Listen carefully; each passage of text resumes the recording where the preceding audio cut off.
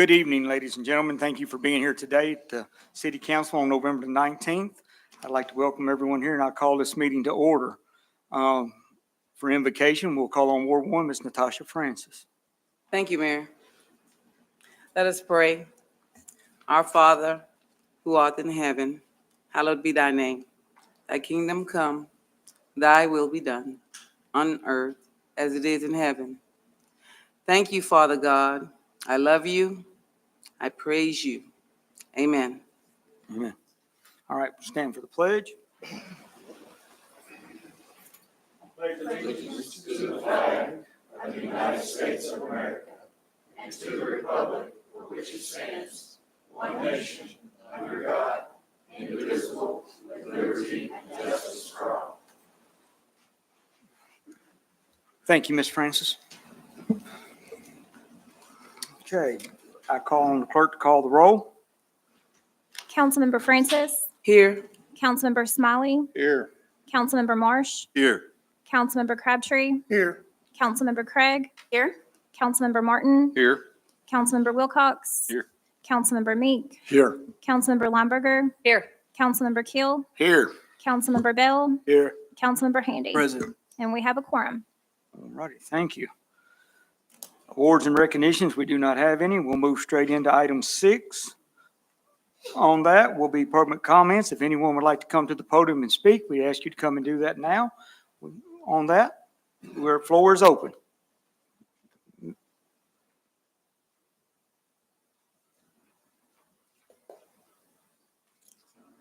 Shocked me, I didn't know who was going to be first.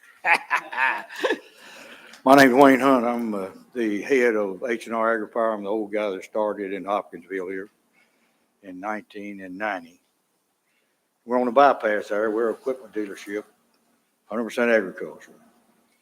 Probably you know where I'm here. I'm here to talk about what I think, how my taxes increased 700% in 1 month, and that was last December. I think agriculture is a unique model. We're a low margin business.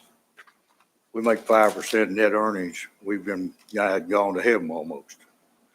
But now it's volume. Today combines are $1 million a piece.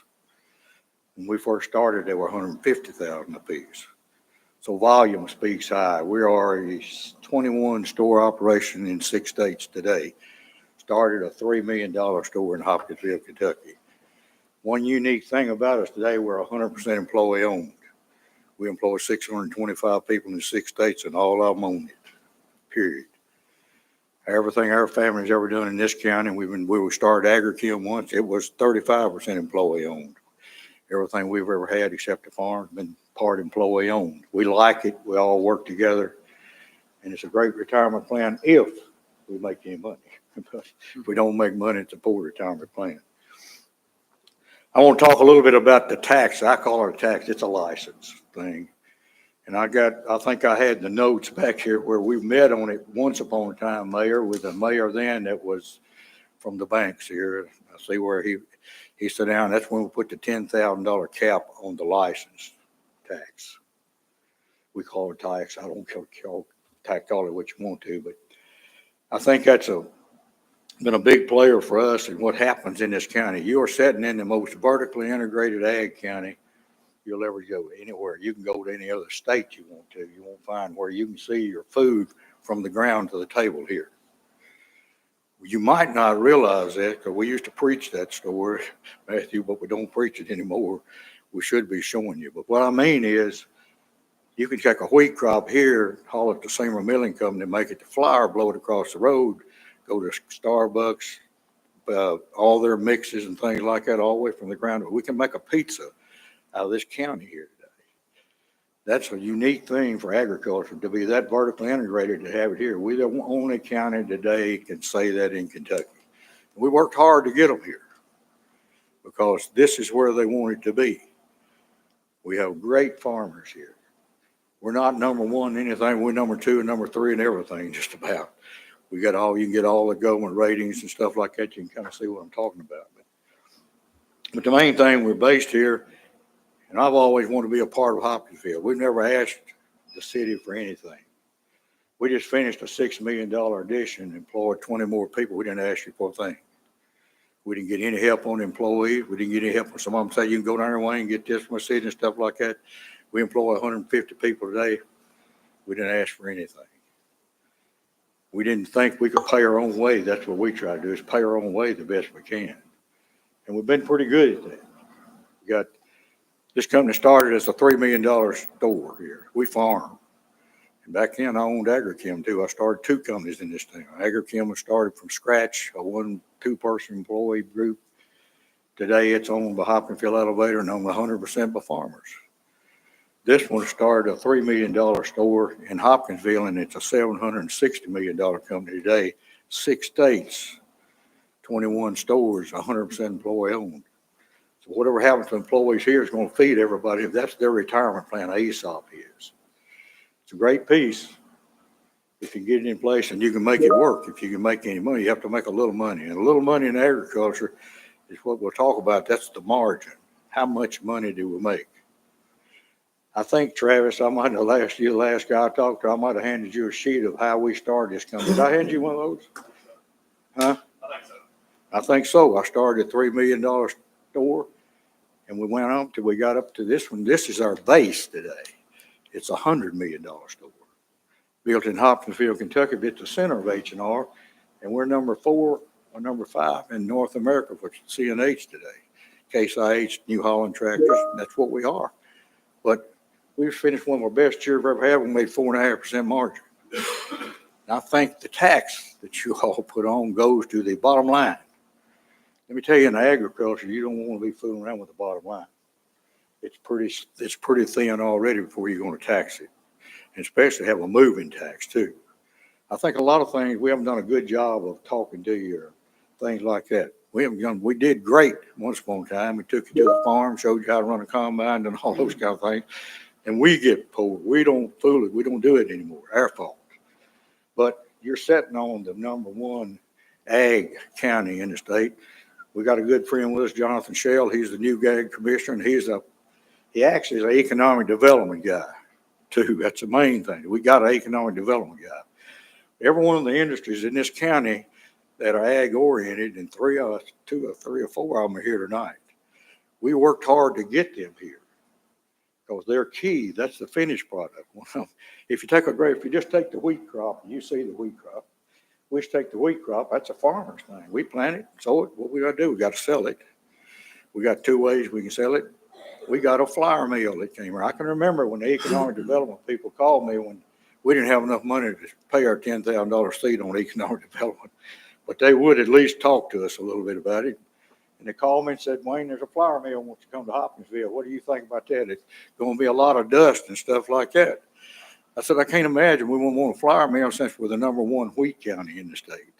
That's what flour's made out of. How much better can we get if we can get somebody here who can make something out of it right where we're set? Fortunately, we got them here with no state help. I'll say this, because guess what? They only employed, I think 13 people in. Because they were so efficient that we go to the top of that tire when he got that 7th floor, 8th floor down, his flour and put it in the truck. Our next move was Continental Mills next door, right across the driveway. Major employer of people here because they do so many different things, make so many different food lines, and took flour for everything. So what do we do? They put them next door here in the industrial park, and they blow that flour over there. We have to haul it, blow it over there, and get their products to go out. That's one piece of what's here. We got 2 or 3 more situations just like them almost.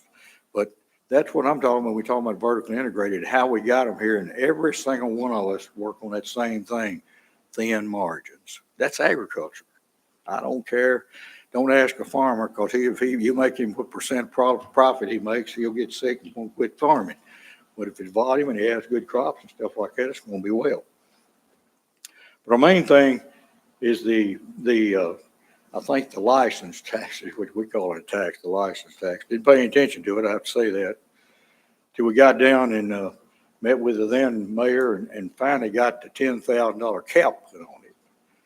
And that was his idea to some degree. He met with us all and put that in place. We thought that was pretty good. We could handle that.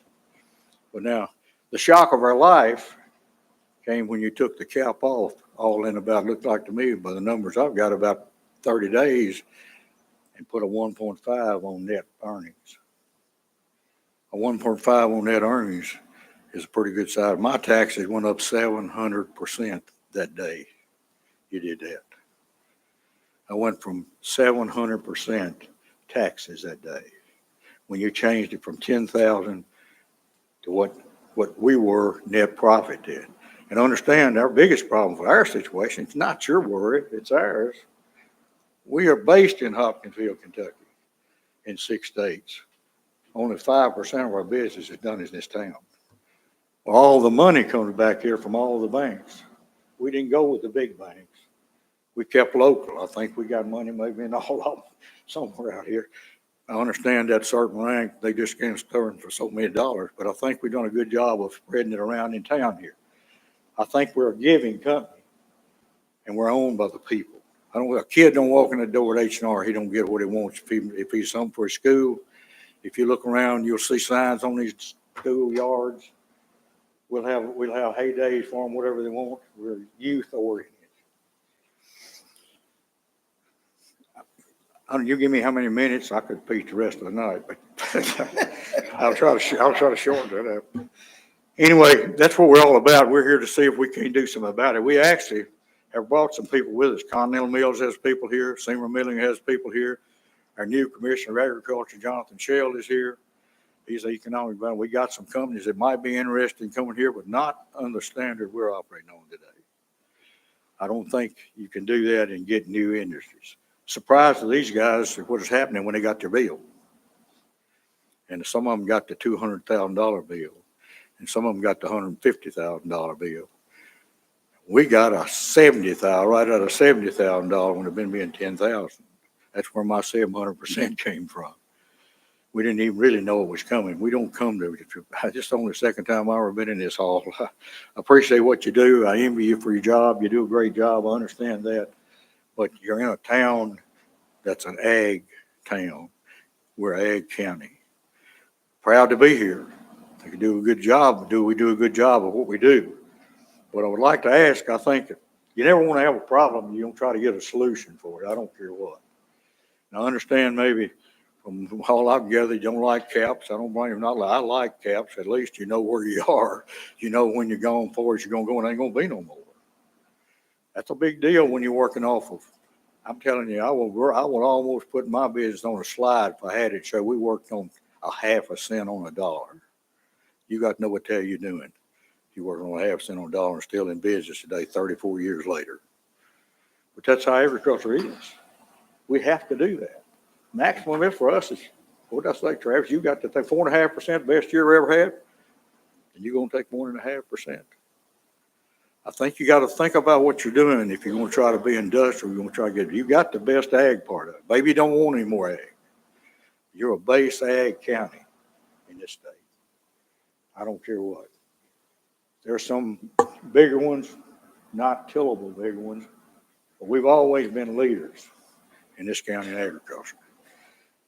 I think for me, I think we've got a plan. We got a store in Mayfield, Kentucky, by the way, that has a tax, just like you all have. I brought a copy of it. I'm not going to try to read it to you, but I'll leave a copy. Have a copy, hand out when I leave if you want to. It goes up so far, certain amount, and it gets more, and the amount goes up, and then it goes, certain amount, it goes to going down. It never goes away, but it goes to going down. It took it up and took it down. At least we had something to know where we're going. And the industry is looking at it, can know what that's going to be. They can know what they're going to be in it. I think that's going to be key if we get anything else in this county agriculture. Do you know where you are in Hopkinsville, Kentucky? Again, for us, we're glad to be here. You've annexed me twice. We was on that side of town, annexed us. We come this side of town, you annexed us. We may be the largest facility in town. We're 62 acres in town on a bypass. White fence, we look good, and we're liberal. If you can look at United Way, whatever this company gives back to the community it come from. I appreciate you listening to us. I'll lay this thing out if you want. If you're interested in looking at it, Mayor, leave a copy with you all. I've made 15, 20 copies. I can hand them out at the end if you want me to, but whatever. We just think we have to get something stabilized on this thing, because what I've got from you, you got increases brewing out here the next 2 or 3 years. Only 22 people paid the tax, the high tax. Have y'all seen that? Y'all know how many people paid the tax? Okay. Well, if you do, look at number 4. I think that's me. Which I can tell. We can kind of tell number 1, 2, and 3, I think, are in this room for that list that we got. I'm sure. I understand Walmart puts $1 million in this package. Is that am I right on that? But now, I hope y'all ask them what the insurance was before you built that fire station, because they probably saved $3 million. I think the big ones, retail companies, are different. They might have a 20% margin, but I tell you, friend, you don't find them 20% margins in agriculture. I really appreciate you listening to me for a few minutes. I'm going to let go, and I think I've covered about everything I wanted to cover with you. I'm a long resident. I live on a farm that was founded in this county when the county was founded. I've seen it go up and down. We've salvaged it and kept it. It's been in our family that long. So I'm a dedicated farmer at heart. Got to do everything else so we can keep on farming there. But for me, it's been a great run. I appreciate what you all do. It's not a good place, I understand, to run. Have to have money and tax and things like that. But where we are, we're grassroots. And you're the envy of a lot of people to have the agriculture that you have here and to have the people you have in your community. I appreciate what you do.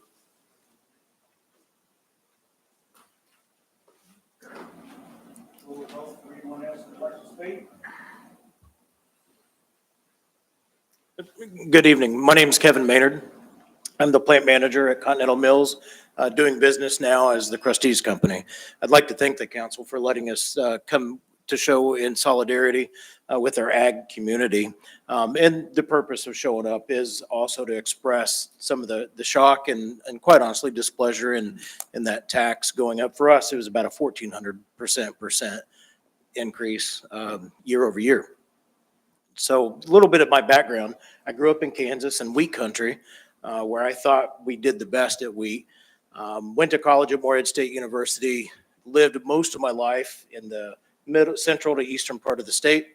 And when I landed here in Hopkinsville, by the way, for those of you that have been to the Farm to Table the last couple of years, you may have heard this before, but when I came here to Continental Mills, I found myself back in, ag community. But it was a lot different than where I grew up. And I'll tell you, everywhere I've ever worked, I've liked my job. I love what I do at Continental Mills. And a lot of that is the company culture, but so much of that is this community.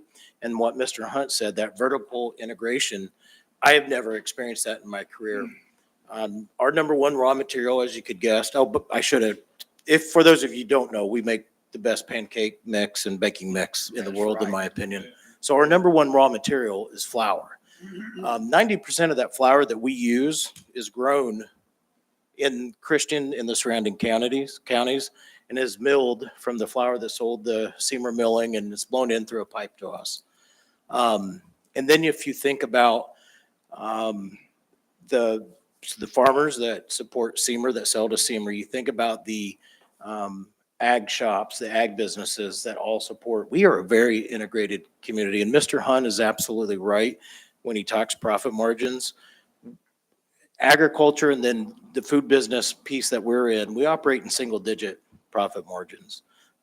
So that 1,400% increase year over year, it's significant to our bottom line. And yes, we want to drive profits, we want to increase profits, but we do that for a purpose. We do that because we want to reinvest all of our profits. Mr. Hunt's, Mr. Garnett's, ours is all reinvested back in the organization. We want to be able to grow the organization. That's how you stay competitive. We want to be able to bring better technology to our business so we can attract even better talent and increase wages. But every time we take a hit to that bottom line, obviously that's a challenge to us. We're in a situation right now, so we are in a growing business, and we're facing a decision probably in the next 12 to 18 months. Do we add a line to our plant in Hopkinsville? We want to add it in Hopkinsville because of our relationship with Seymour Milling and the flour. But as most businesses, I would assume, we have to do financial justifications and where does it make the most sense to spend money to grow? Unlike Mr. Hunt and Mr. Garnett, we have alternatives. We have a plant in Illinois, we have a plant in Washington, we have plants in Kansas, to where if it doesn't work out best here, we can go other places. And I want to be clear, I'm not saying that to like a threat. It's just a reality of considerations as us, as an organization, when we make decisions on how we apply our capital expenditure every year, we've got to consider all those options. As the plant manager of the Hopkinsville plant, I want that volume here. I want to be able to hire more folks. I want to be able to continue to support this community. So, me coming here to stand in solidarity with the ag community, I'm a realist. I'm not asking let's go back where we started, but I do think some consideration on where's the best place we should be at should be in consideration to support our community of Hopkinsville, Christian County, and the ag community. So that consideration I would appreciate. I'll keep it brief and allow some other folks some time. Thank you. Thank you, sir. Floor is open for anyone else who wants to come speak.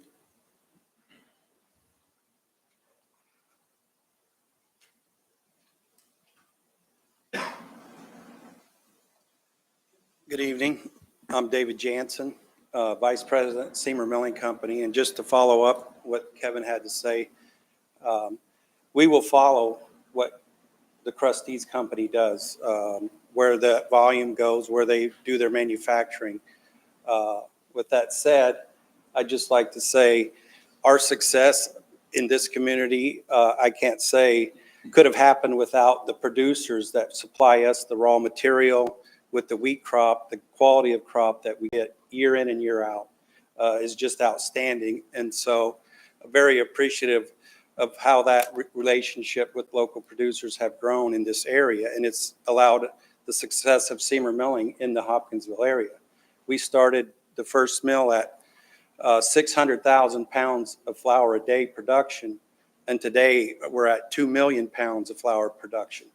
And there's room for additional growth. There's more bushels available from this county and surrounding counties to sustain more growth, more capacity at our facility, and thus we can supply that to local manufacturers, or in this case, the Krusty's company. With that said, we were shocked, likewise with Kevin, Wayne, Philip, when that cap was taken off, and would just like the council to consider what could be done to have some sustainability or some continuity in the tax. That was, again, a surprise like that. We like to do business where there's consistency. We know what our costs are going to be, what that cost structure is going to be, and the expenses when you're dealing with low margin business. You really got to be able to see where your bottom line comes in at. And as Kevin said, Seymour, like Krusty's, has options. We're going to more than likely follow them. They have a plant in the Effingham County, Illinois. We have a plant in Teutopolis, Illinois. And so if they decide to expand at that location, that would greatly influence our decision as well. So anything you can do to help the ag community would greatly help Seymour Milling as well. So thank you. Thank you.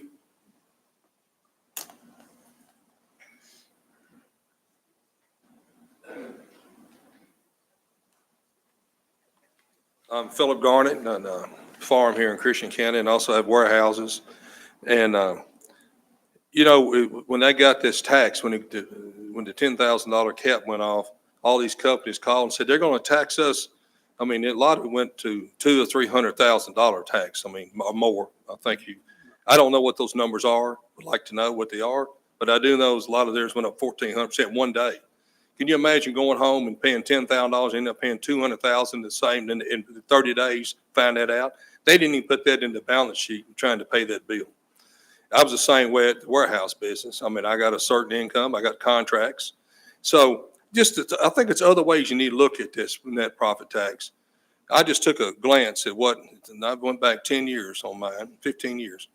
And I was paying $27,000 property tax on that piece of property out there where I had my warehouses and all 15 years ago. This year, it went to 161,000 over the growth of my business. Now I took all my profits and put back in that business. I don't take anything out. I pay my taxes and net profits. So in other words, I'm growing the city, this county and city tax. I went from $27,000 at Phelps Dodge property. I'm paying all those those buildings I built with the profits.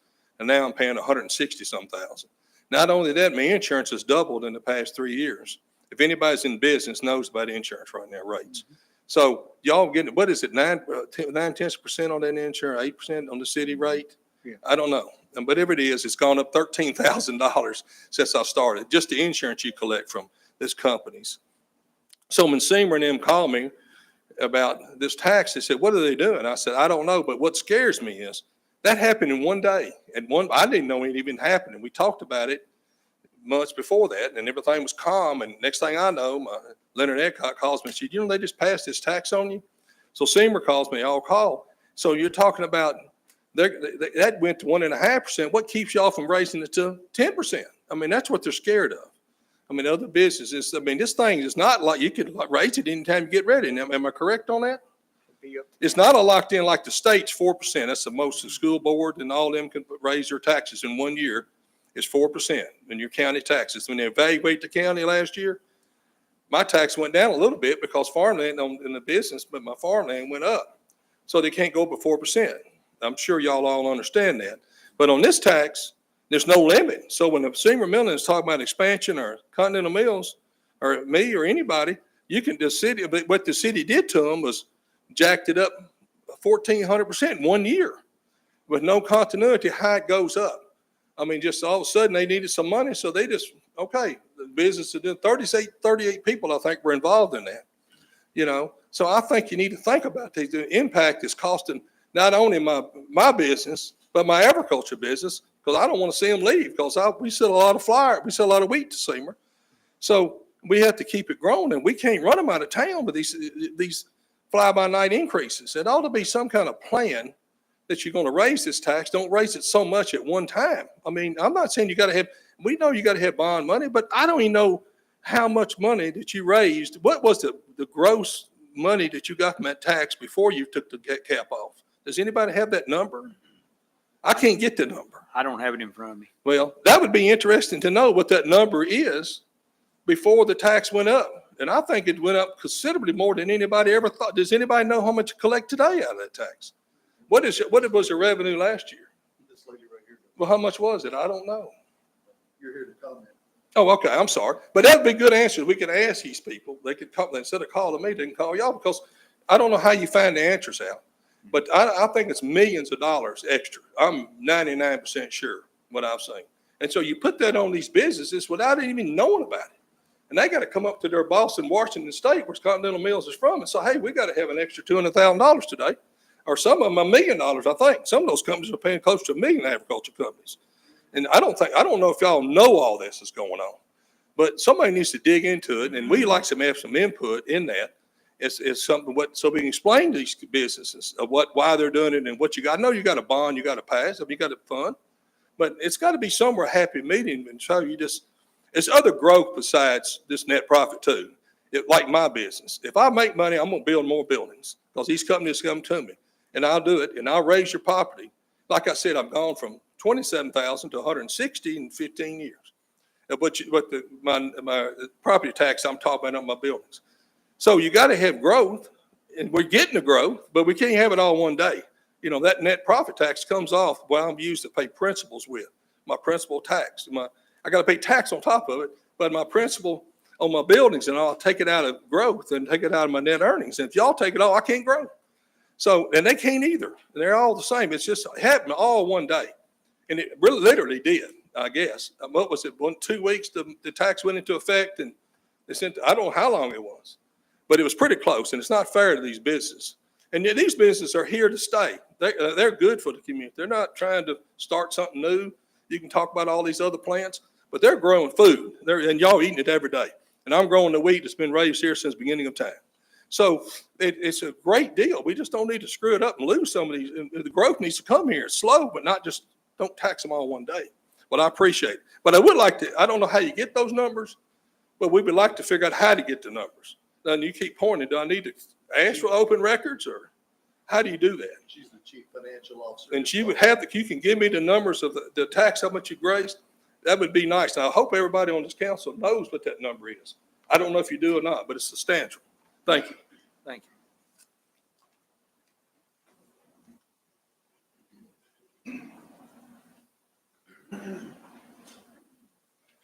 Good evening, Mayor, council members. It's good to be with you all tonight. I'm Jonathan Shell, the Kentucky Commissioner of Agriculture, and I'm here in a supportive role of our ag community that's here in Hopkinsville and Christian County, and wanted to paint a little bit of a picture of what I see across the state of Kentucky and the strength that you have here in Hopkinsville. I get the fortune of having Mr. Wayne Hunt on a couple of the boards at the Department of Agriculture, and so whenever the business licensing fee the cap was taken off, I was made aware of it pretty quickly because it was an issue that came up for many of our ag businesses here in Christian County and Hopkinsville. And I think the story that I would like to paint, the picture that I would like to paint for you all is what I get to see across the state of Kentucky and every community that's out there. Every community in this state, as we're looking at our food systems currently and making healthy choices, healthy decisions, we're working on a lot of things at the department currently around economic development. If you've been to any of the meetings that we have, and I know, Mayor, you've been to a couple around, agriculture is economic development.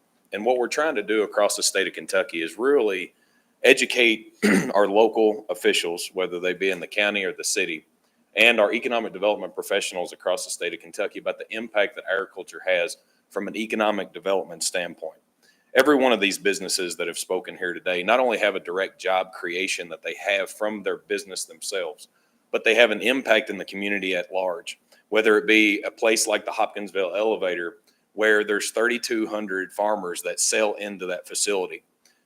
Or on top of that, the truck drivers that are bringing that grain to that facility, the ethanol that's produced and sold south of here for light duty vehicle intake.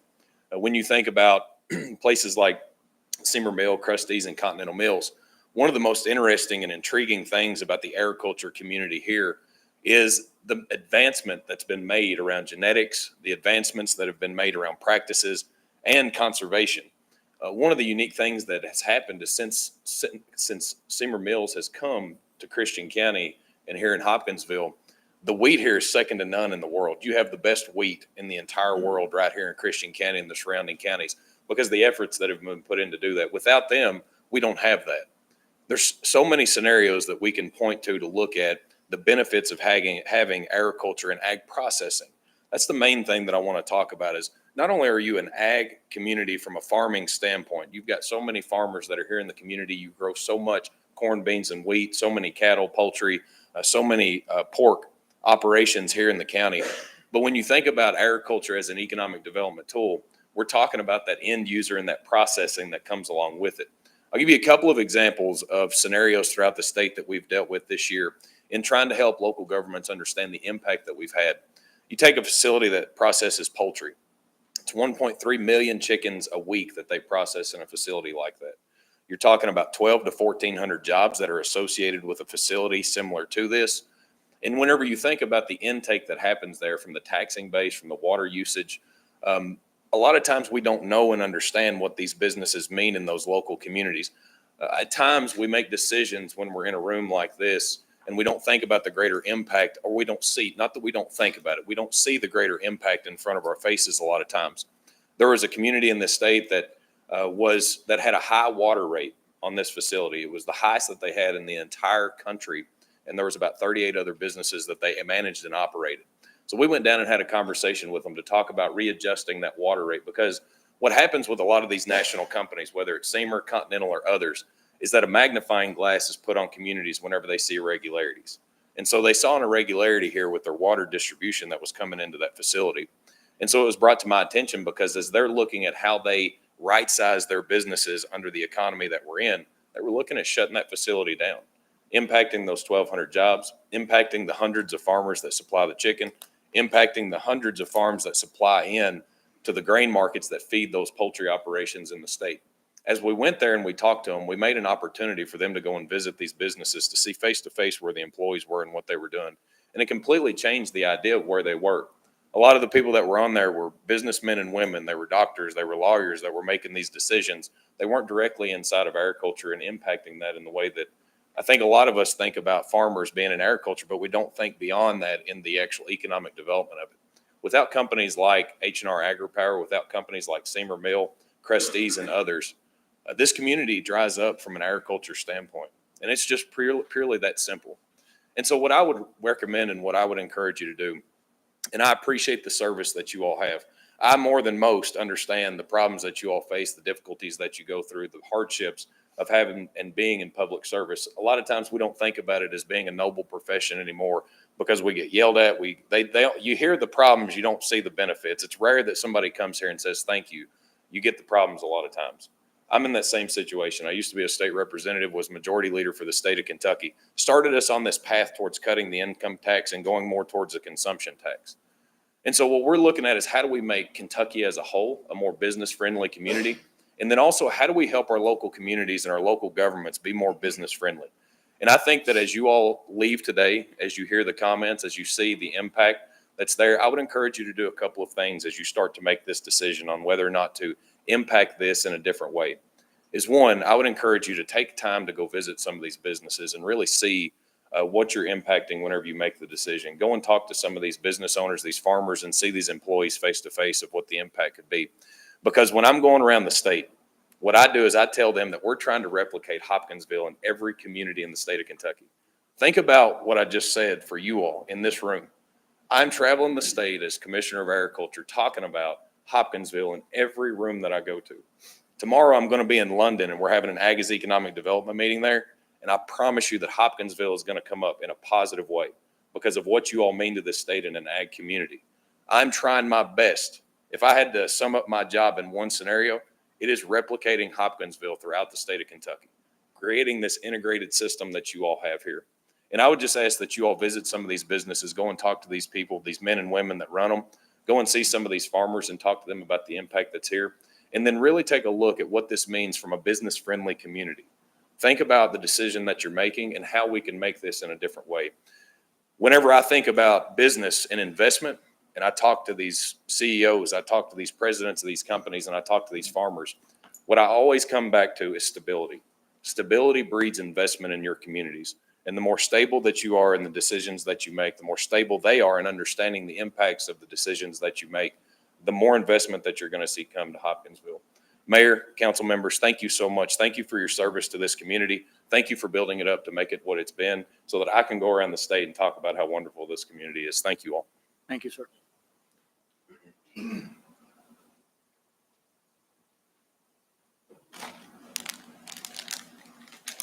I don't want but about 45 minutes of your time. I'll do my best. Brandon Garnett, 4520 Old Edwards Mill Road here in Hopkinsville. To not repeat things that you've heard tonight, but I want to start with saying this, and some of this is repeating, but Mr. Hunt, I think most of you know him, but he won't tell you this about himself, but he's one of the most well-respected people that there is in the state of Kentucky, not only from an agriculture perspective, but from a business perspective. And on a weekly or monthly basis, there's no telling how many people approach Mr. Hunt as he travels across the state of not only Kentucky, Tennessee, Illinois, et cetera, that are chasing what we have here. And I don't know that you all understand that, don't know that you don't. Actively recruiting people like Seymour Milling and Continental Mills. They want what we have. And they'll go to all lengths to get it. And people reach out to people like Wayne Hunt and they talk to him about how do they become vertically integrated and how do they attract the types of things that we have in Hopkinsville to their towns. And Commissioner Shell just spoke to you about that. He lives that every day. I ask you to think about that. People are after what we have in Hopkinsville. I also acknowledge that a lot of you weren't sitting on this council when the cap was removed. It was done before you took your seat. Some of you were here. I know who you are. You know who you are. But I think that you need to understand that people do have other options. They can move from your city. And if you don't give serious consideration to how the business license fees are structured today, you're going to have an inverted effect on your community. Because if you think that people won't pack up and leave here, you're wrong. They will. They can, and they have the resources to do so. Somebody can correct me, but I'll answer Philip's question. I'm pretty sure that in 2023, you took in roughly $2,605,000 in business license tax. And in 2024, you've taken in $5,107,000. Any of you on the council know those numbers? I think I'm pretty dang accurate on what they are. And I'm not very smart, but that's a $2.5 million increase that you imposed on business owners in the community. I think if you think about that and put that into perspective, you can tell yourself that that's not okay. And as you heard numerous people say tonight, that happened overnight. People woke up the next day and found out about it. No time to budget for it, no time to plan for it, no time to make reservations for it, no time to make decisions about it. Be no different than if someone imposed that on the city of Hopkinsville and all of a sudden you had some tax or some fee to pay that increased your budget by 100% or 70%. You'd be scrambling trying to figure out how you were going to pay the bills.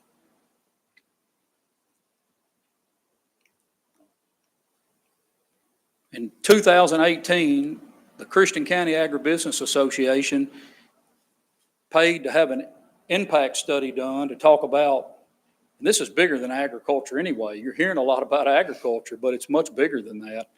But we paid to have an impact study done to show what the economic impact of agriculture was in Christian County. We never believed going into the study that it would be perfect, and we knew on the front end that there would be things that were left out. Things like the produce industry in this community that you don't hear us talk about, that the Amish and the Mennonite community, it's an unbelievable amount of produce that leaves this auction out here in Fairview that's in Christian County and goes all over the region. Unbelievable amount of money. The impact study didn't encompass everything, and we knew that it wasn't. But in 2018, it was estimated that agriculture in this community had a $1 billion direct impact to the economy in Christian County. We're in the process of facilitating that study again and working with partners to have another study done. But we estimate today that that number is over $2.5 billion, not million, billion. That the economic impact in this community is $2.5 billion just from the agriculture community. As you think about what you've heard tonight and you hopefully listen to people like myself and other people that have spoke, we ask that you consider that. And if you don't know what the impact is to local businesses, call us, talk to us about it, because it's big. Appreciate time to speak to you. Thank you.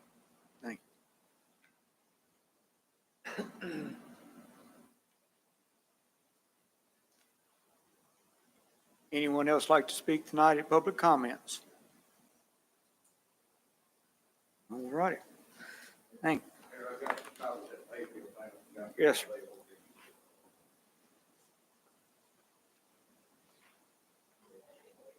sir. Thank you. Thank you, Mr. Hunt. Thank you. All righty. We'll move into item 7 now, is mayor's comments. We had a good groundbreaking at Firehouse 5 the other night, and we had another good ribbon cutting at the Books and Bottle here downtown, here on Main, and not Main, but Virginia and 9th Street. We had a good day at Habitat for Humanity. They poured the walls and promoting their new home ownership housing over at Dawson Road there at 1813. It's all concrete wall house on that. The on the Veterans Parade, I'd like to say thank you to the Christian County High School Tigers that won the Junior ROTC Challenge, and Fort Campbell for participating in that. And I'd like to remind everyone that we will be closed Thanksgiving on Thursday and Friday, and hope everyone has a safe holiday. I'd like you to remember the Pioneers on the 28th on Thanksgiving at 10 a.m. They will be doing their annual Thanksgiving dinner, drive-through pickup only. And on that's what we have on mayor's comments, and we do appreciate that. I will move into item 8, the officers and committee and guest speaker reports. And on that, we call Melissa Clayton to the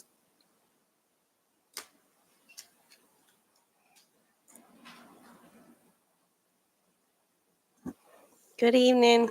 good evening.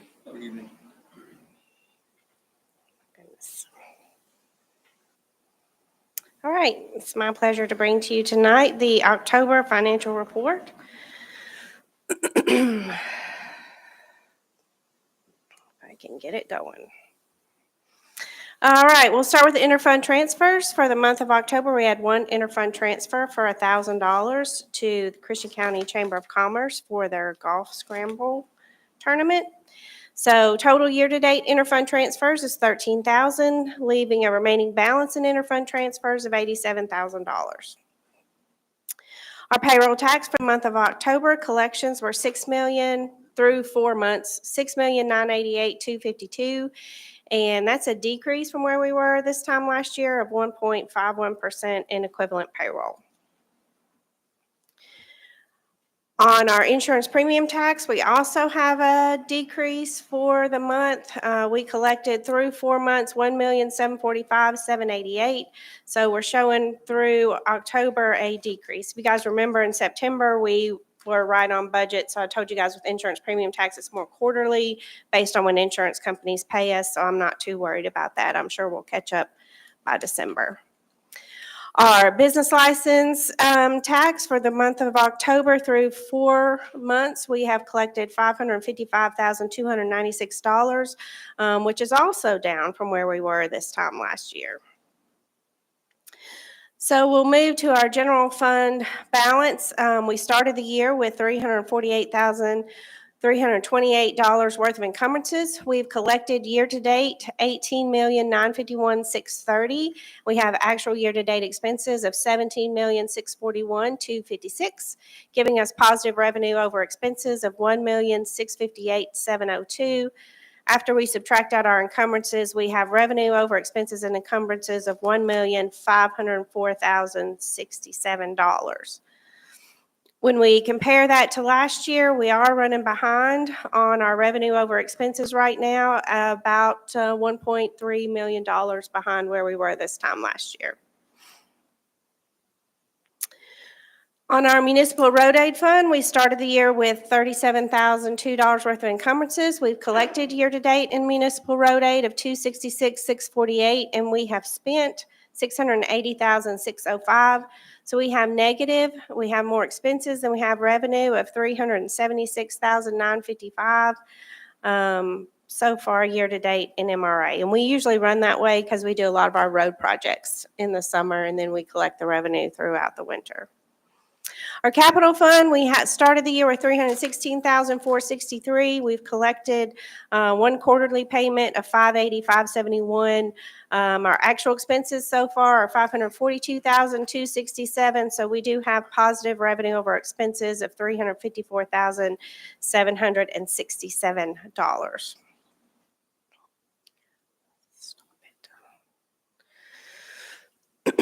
Okay, so when we look at our departmental expenses through 4 months, we should be running right at 33% expended. So for administration, we're at 33% even. The tax department is at 33.5, information technology is at 41.5, and then the legislative department's at 30.5% through 4 months. The police department's at 35.4, ECC is running at 37.4, the fire department's at 34.8, EMS is at 36.9, and our fire prevention department is at 31.9%. In our public works area, our public works admin's at 32.7, city maintenance is at 34.1, Fort Campbell is at 23.4. We're not seeing the same thing you're seeing. Okay. We're back on the municipal road aid slide. Daryl, I'm on slide 13.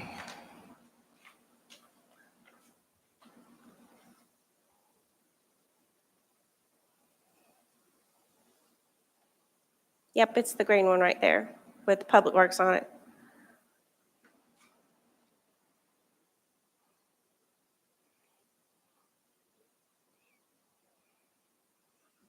That one. I forgot where it was. Fort Campbell's at 23.4, the service center's at 35%, Parks and Rec's at 40.1, Sportsplex is at 24.5, and then the Aquatic Center is at 60.3%. It won't have too many more expenses until next year. So overall, total general fund, we're at 33.8%, so we're right on target. Municipal road aid is at 70.7, and then the capital fund is at 20.1% of our expenses have been spent. So let's talk about our cash fund balance. We started the year with $17,617,425. We have received $18,951,630. We have spent $17,641,256.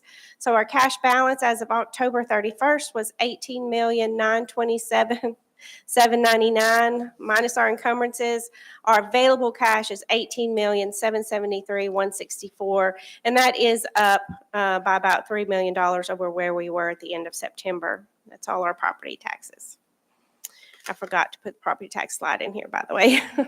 So we have $18,773,164 available cash. We subtract out our 3 reserve funds, giving us our unassigned cash fund balance of $15,306,616. When we compare that to our adjusted operating budget, we're at 35.1% cash balance to our adjusted operating fund. And then when we compare that to last year, we're right about the same. So 35% of our unassigned, as our unassigned cash balance. Be happy to answer any questions you guys might have about October's financial report. Any questions for Ms. Clayton? Thank you, Ms. Clayton. Thank you. All righty. We'll move into item 9, approval of minutes for November the 6th, 2024 special call meeting. Motion. Second. Motion by Travis, second by Amy. Any discussion?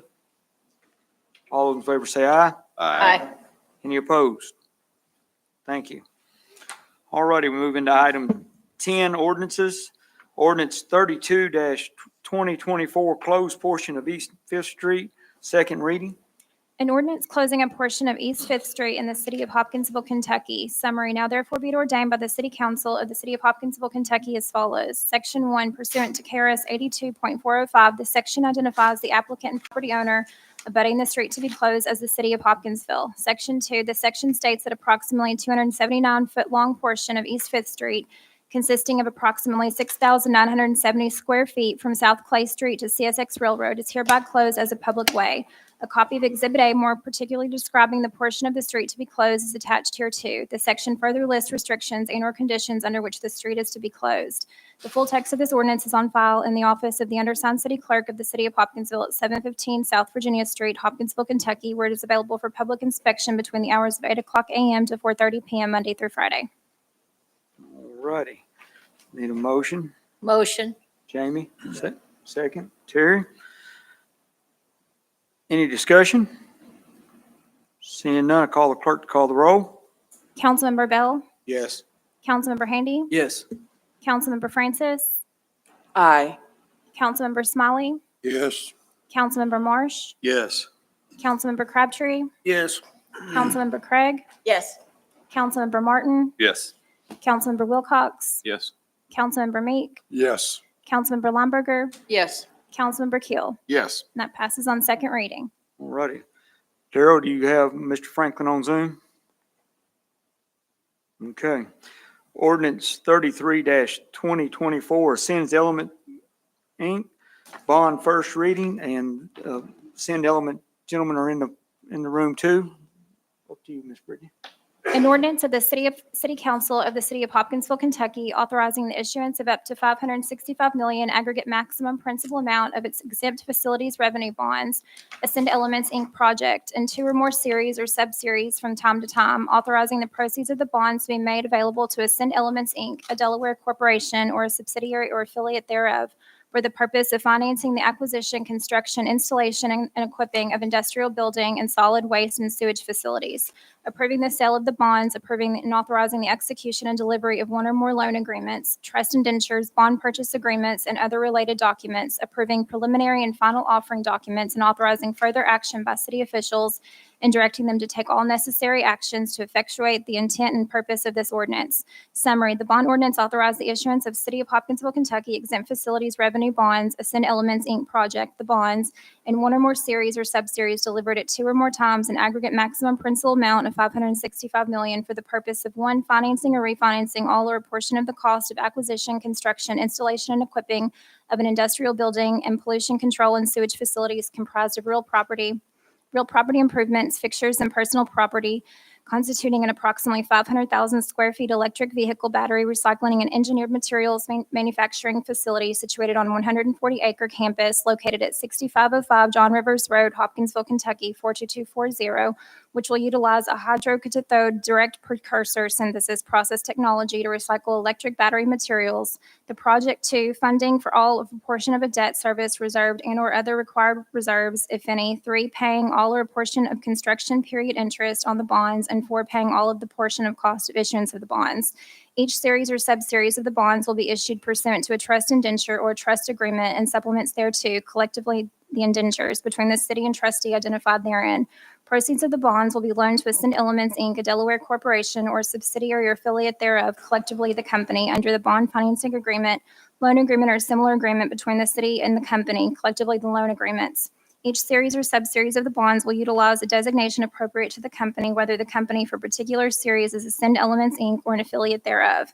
The bond ordinance authorizes and approves the execution and delivery of 1, the loan agreements under which loan repayments by the company to the city will be used to pay the bonds as authorized by KRS 103.200 to 103.285 inclusive, the Act. 2, the indentures, which will establish the terms and conditions upon which the bonds are to be secured, issued, and outstanding. 3, 1 or more bond purchase, placement, or similar agreements under which series or subseries of the bonds will be placed or purchased. 4, preliminary and final offerings documents. 5, federal tax certificates between the city and company for any bonds issued as federally tax-exempt bonds. And 6, related documents. Under the Act, the bond will be special and limited obligations of the city payable solely from the funds and secured provided by the company under the loan agreements. The bonds are not payable from city funds or assets. The bond ordinance authorizes city officials to execute documents related to the bonds and take other actions necessary to deliver and issue each series or subseries of the bonds. The bond ordinance and other documents described above can generally be inspected in the office of the city clerk, City of Hopkinsville Municipal Building, 715 South Virginia Street, Hopkinsville, Kentucky, 42240, from 8 o'clock a.m. to 4:30 p.m. Monday through Friday. The undersigned hereby certifies that he is an attorney at law licensed to practice within the Commonwealth of Kentucky, and that he prepared the foregoing notice of adoption and summary of the ordinance, which constitutes a general summary of the essential provisions of the bond ordinance, the full text of which is hereby referenced for a complete statement of its provisions and terms. I need a So motion. move. Second. I got Steve and Jasonville. All righty. Any discussion? I have some questions for Ascend. Step up to the mic, please. My name is Roger Lynn, Vice President of Government Affairs at Ascend Elements. So thank you all for coming.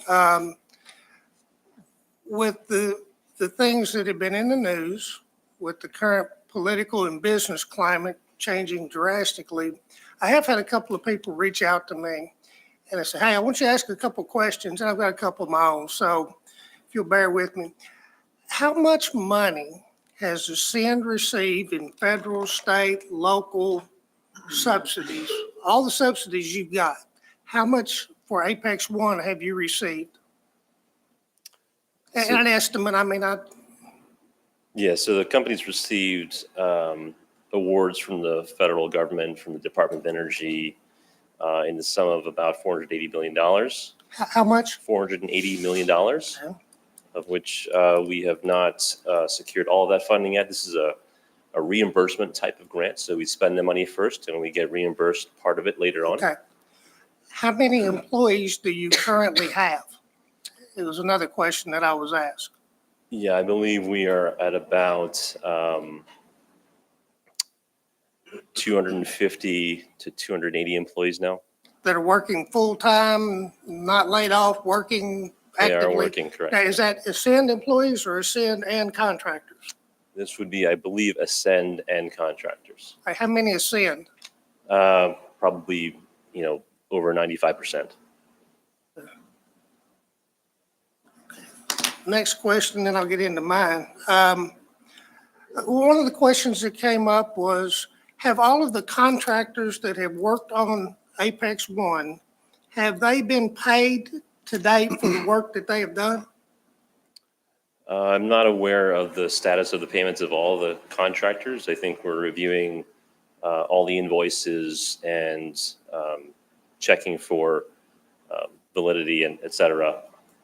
Right now, as you may know, the site is on a construction pause as we update our contracts. We were afforded a bit of a respite in time in our schedule from our main customer. So we elected to use this time period to recontract with our primary construction contractor. And so we're reviewing all the follow-up invoices that have been So coming the in. work that's been done, is that future or is that considered as part of what you've already agreed to with them? So we're looking at updating the contract for the remaining work to finish Okay. out the site. And we're reviewing the invoices for work that's already been done on site. Okay. My next question, like I said, I mean, we all read and we see what's going on with political and business, and I read a lot. What makes you all different? Because I mean, I've got half a dozen EV companies that have gone under.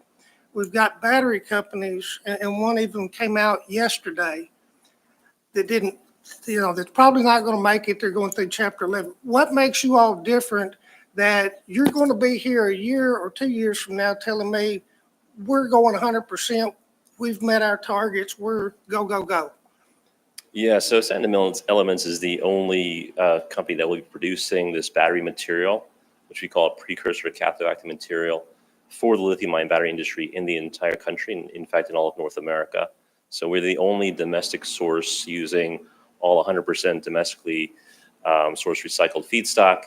And then in terms of electric vehicles, we support the electric vehicle battery industry, but we're not making electric vehicles, nor are we making electric vehicle batteries. We are just making the materials that feed those manufacturing plants.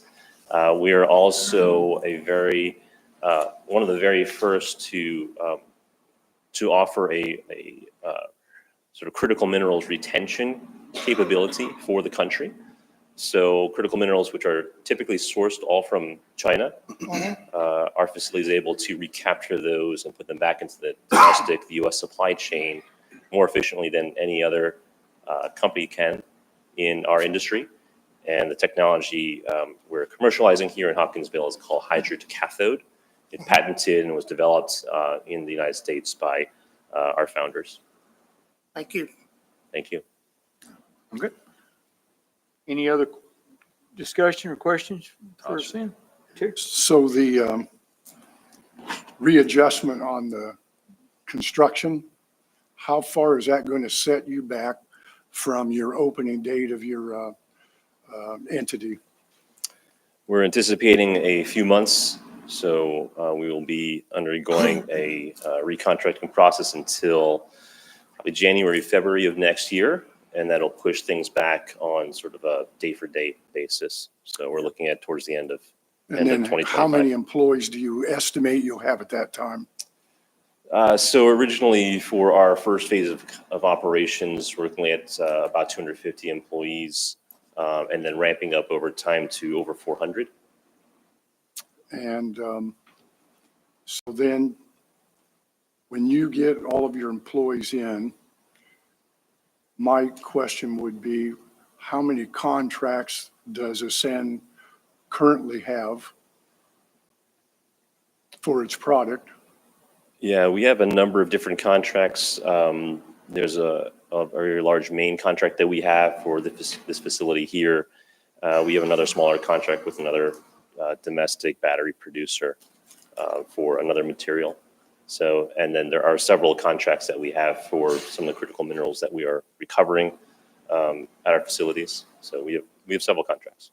And do you have any current products being manufactured in the United States through Ascend? We do. So our operation is a battery recycling and critical mineral recovery operation. So we have several different products that come off of that recycling process.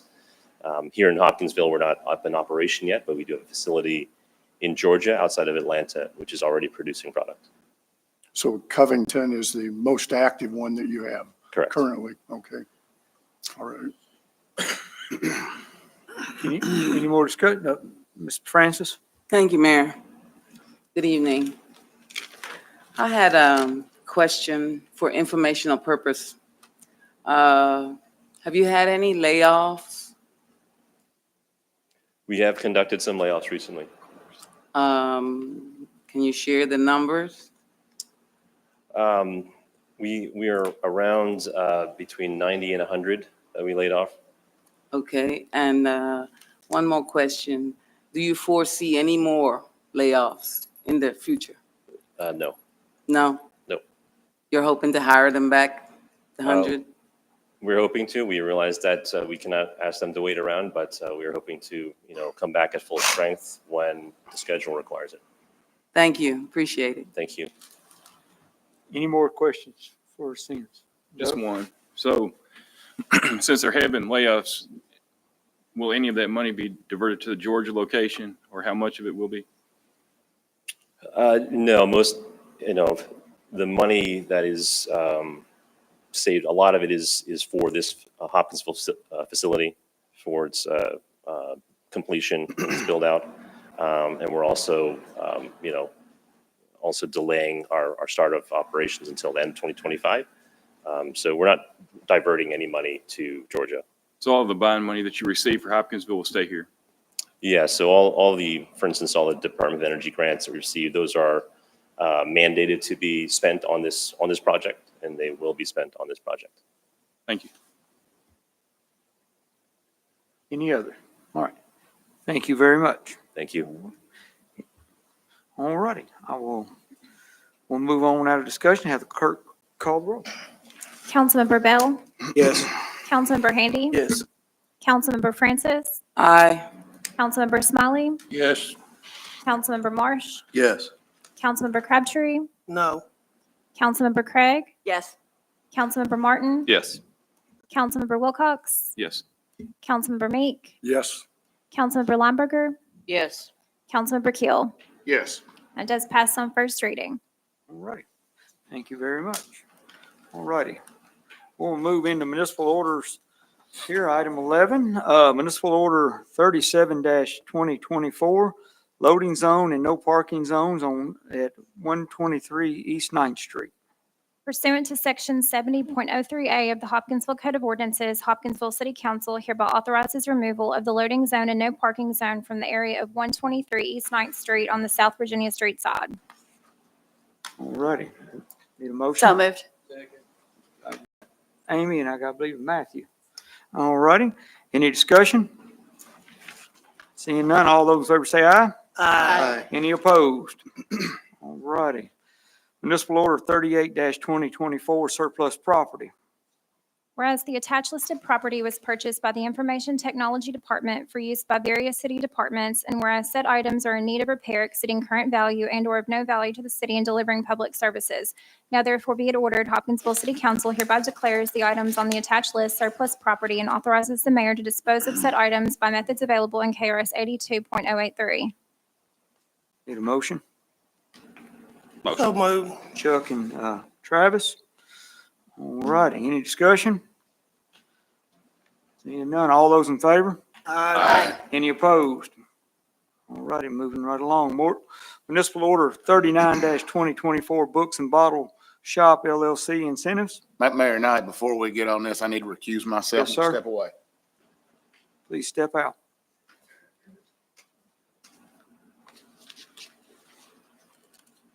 All righty, Municipal Order 39-2024, Books and Bottle.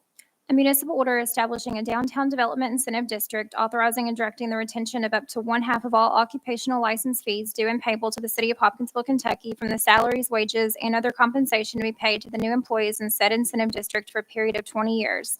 Whereas the city of Hopkinsville, Kentucky is authorized to levy and impose an annual license fee upon all persons, associations, corporations, and other entities engaged in any occupation, trade, profession, or other activity in the city for the privilege of engaging in such occupation, trade, profession, or activity. And whereas the city of Hopkinsville, Kentucky approved a downtown development incentive policy on September 4th, 2018 pursuant to Municipal Order 28-2018. And whereas the Book and Bottle Shop LLC has proposed to develop and make improvements to property located at 123 East 9th Street, Hopkinsville, Kentucky. And whereas company expects to employ 8 new employees in a new business known as the Book and Bottle Shop. And whereas said development will promote economic development, will provide much-needed downtown retail property in Hopkinsville, Christian County, and will provide additional revenue to the city through the collection of occupational license fees and ad valorem tax revenue.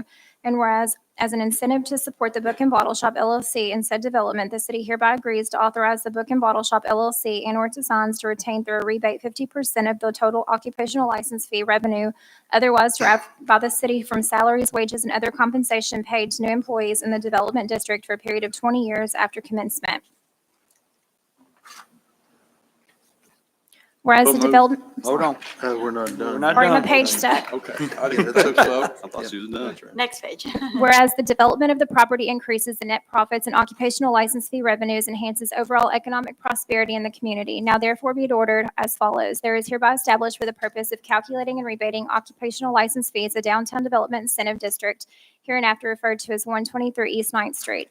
The City Council of Hopkinsville, Kentucky hereby authorizes a rebate of 50% of the occupational license fee imposed and levied on wages, salaries, or other compensation paid in the incentive district to new employees in newly created positions for a period of 20 years for the commencement of said rebates. Said rebates shall be paid to the Book and Bottle Shop LLC and/or its assigns, and the City Council of Hopkinsville further states that the occupational license fee rebates referenced above shall not apply to any employees transferring from existing positions located within the City of Hopkinsville, and the retention and rebate of occupational license fees authorized and directed herein shall not apply to other income or net profits of the Book and Bottle Shop LLC or other entities within the incentive district. It only applies to occupational license fees and wages, salaries, and other compensation paid to new employees in newly created positions in said district. The City Council of the City of Hopkinsville further states that the retention and rebate of the occupational license fees as authorized and directed herein shall commence upon written notification from company to activate said incentives within 12 months of the execution of this municipal order and shall not apply in the event company fails to develop within the incentive district within 24 months of the execution of this municipal order, fails to comply with local, state, or federal laws, or otherwise fails to comply with the terms hereof. All right. Need a motion? Motion. Second. Travis and Jamie.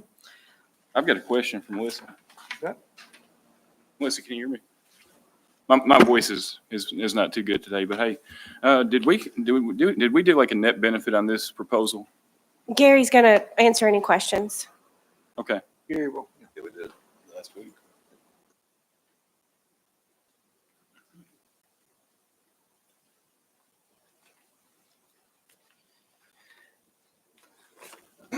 On the estimates over the 20 years, there would be a total of $90,652 of payroll taxes at the 50%. Then the Book and Bottle Shop would be rebate. Given $45,326. Okay.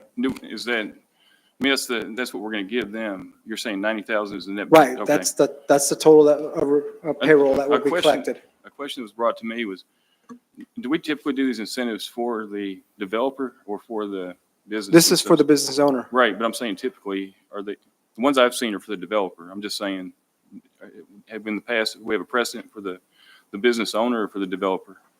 Or is that irrelevant? No, that's honestly irrelevant who applies for it. Okay. Yep. Who is the developer on this one? The developer? Yeah, for the business.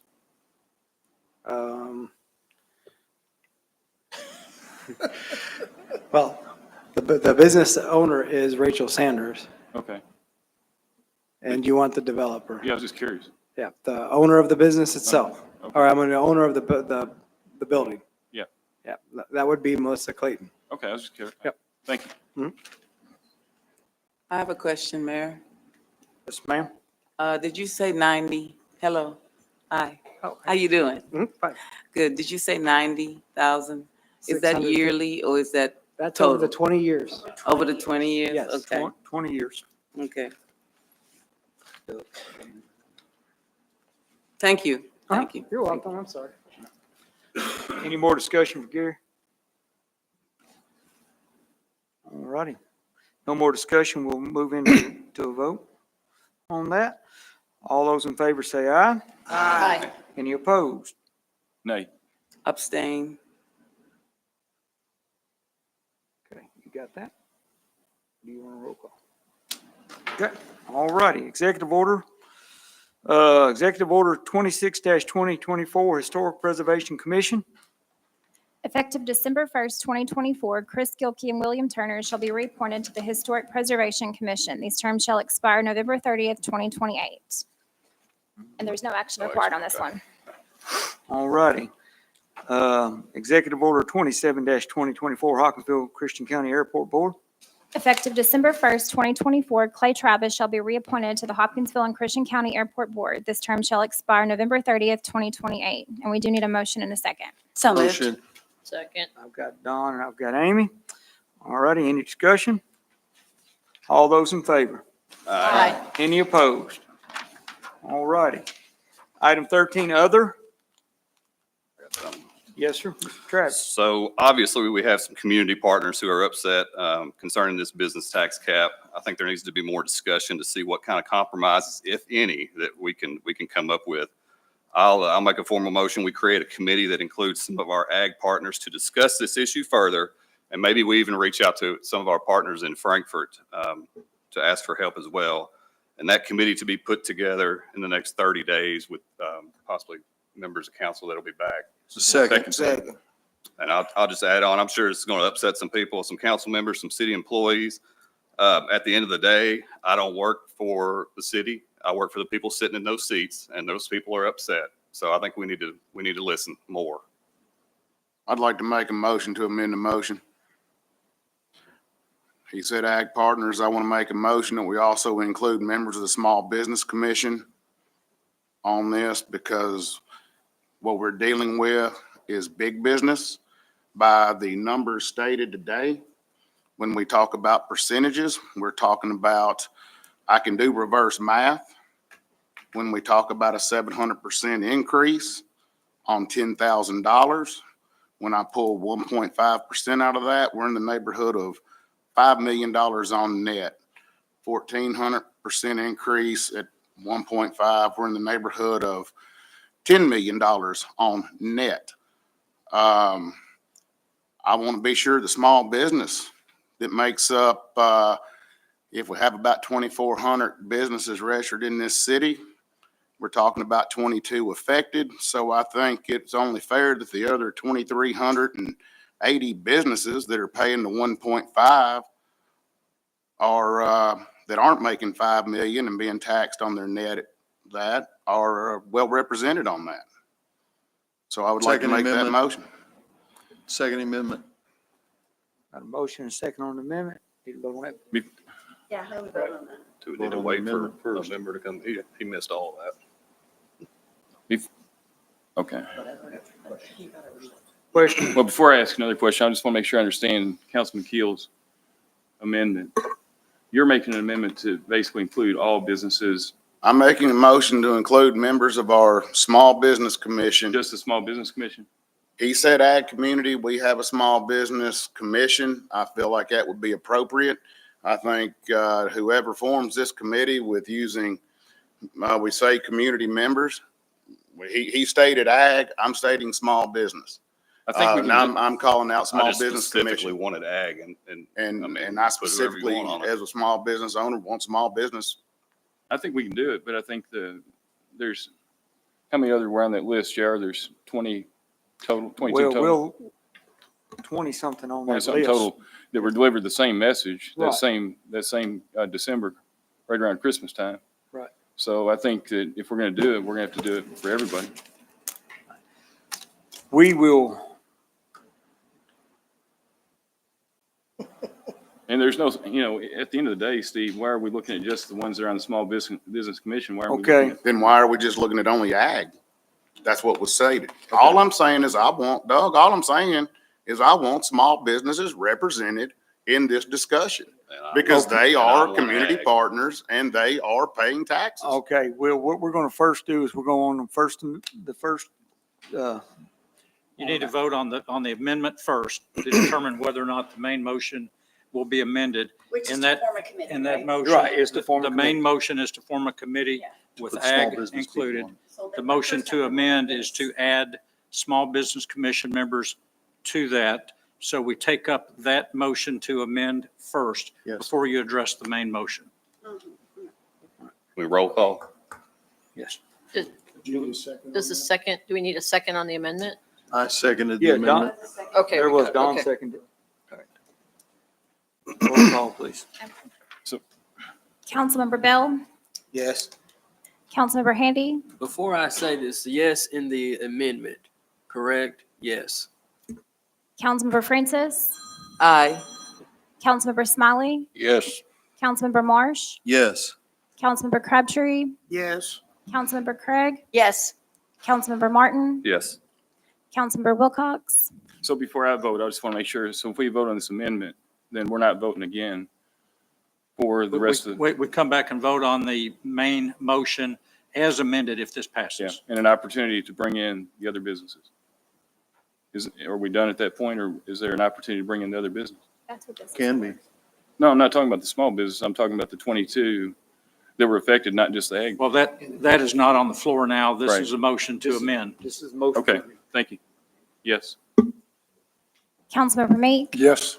Councilmember Lumberger, Yes. Councilmember Keel, Yes. and the motion to amend passes. So now you can vote on. Well, now we do need to vote on this main motion as amended. Mr. Mayor, Yes. just for clarification's point, if Mr. Wilcox wishes to include other businesses, he could make another amendment at this point Correct. to the main motion. Yeah, I'm making a motion to amend the main motion to include the other businesses that were affected by the cap. And whatever, and look, when they look at that list and they decide how they're going to handle it, we need to include them in it. That's all I'm asking for.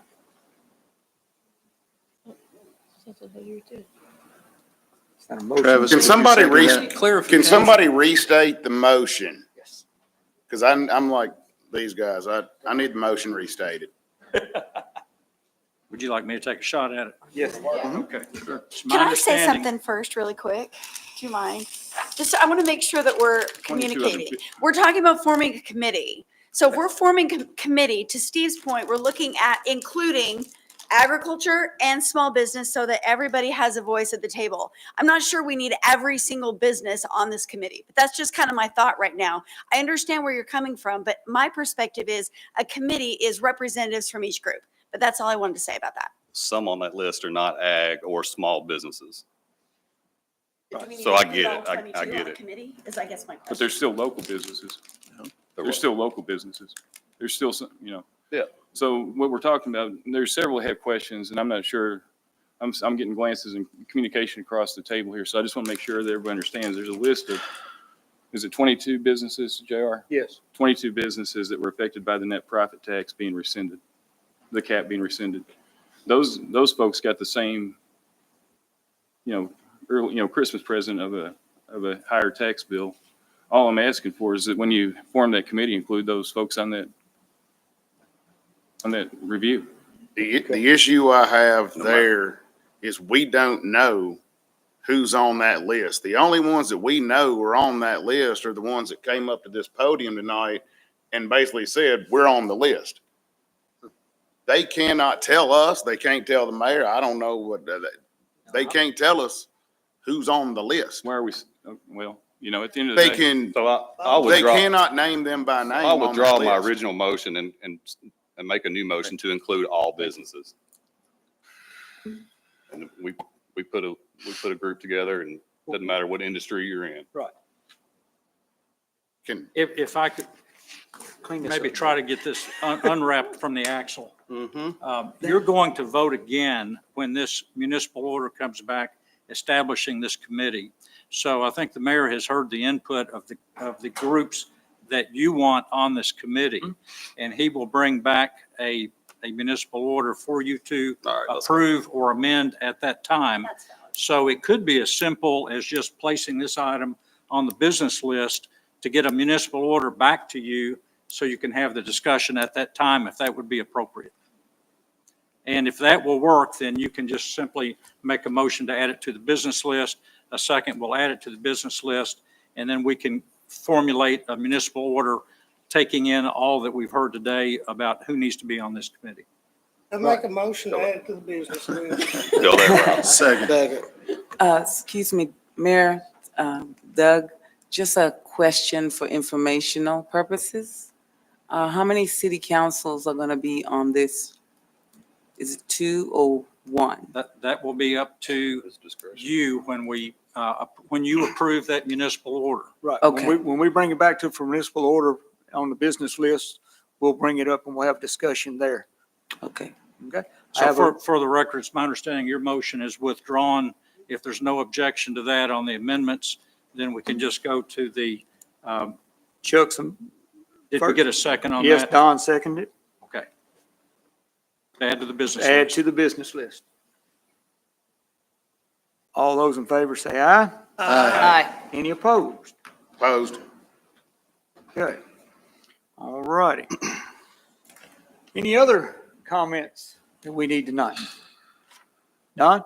I would like to thank the members of the ag community, especially those, significant business owners that came to speak tonight. Thank you for staying all the way through this meeting. We can't comment while you're at that podium, so it's inappropriate to make comments back during that time. That's your chance to speak, not ours.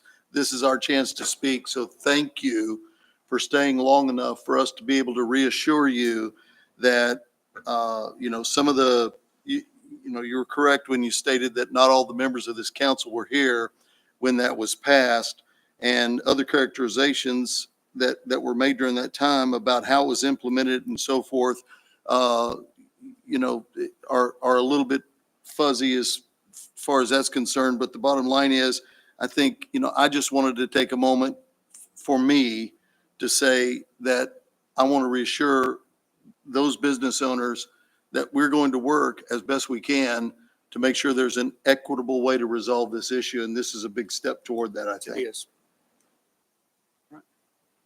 Any other Thank you comments? for all you do. Any other comments? All right. Gentlemen, thank y'all for coming tonight and being heard. I'd like to say thank you for that, on that, but we now will go into closed session. KRS 61.810 G. I'll make a motion. Second. Got Amy and Jamie. All those in favor say aye. Aye. Thank you. We will go into closed session.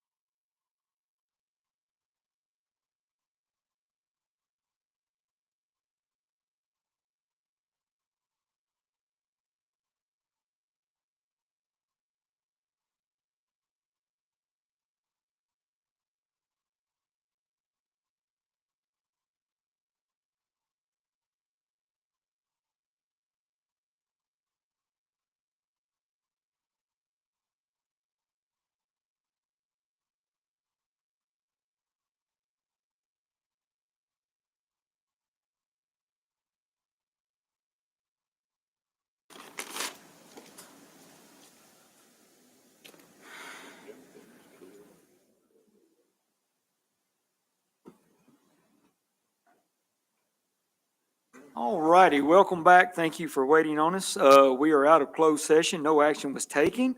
And we're fixing to move into item 16. But before I do, I got to say congratulations to this gentleman sitting here to the right of me for his grandson.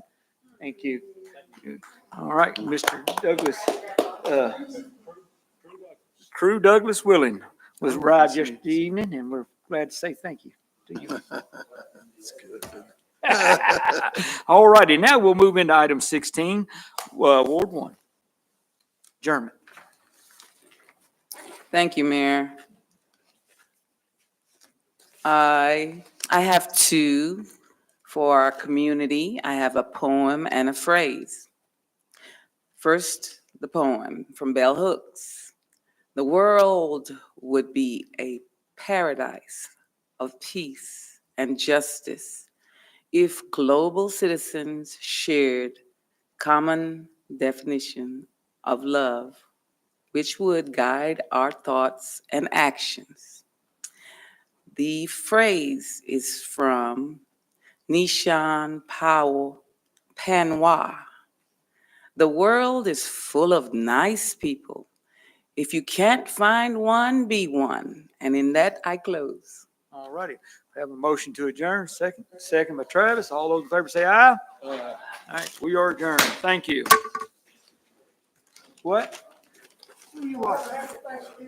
I knew you were something out over. We got one more meeting. What?